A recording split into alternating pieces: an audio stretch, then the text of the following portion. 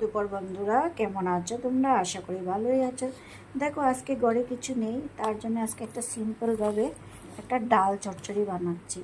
এভাবে মুসুর ডালটা আগে থেকে ভিজিয়ে রেখেছিলাম, আর আলু, পেঁয়াজ আর আদা রসুন সব একসাথে দিয়ে একটু সরষের তেল দিয়ে এভাবে একটু লবণ দিয়ে দেব, আর একটু জিরা, আর একটু মরিচের গুঁড়া দিয়ে তবে একসাথে মেখে তারপরে বসিয়ে দেবো।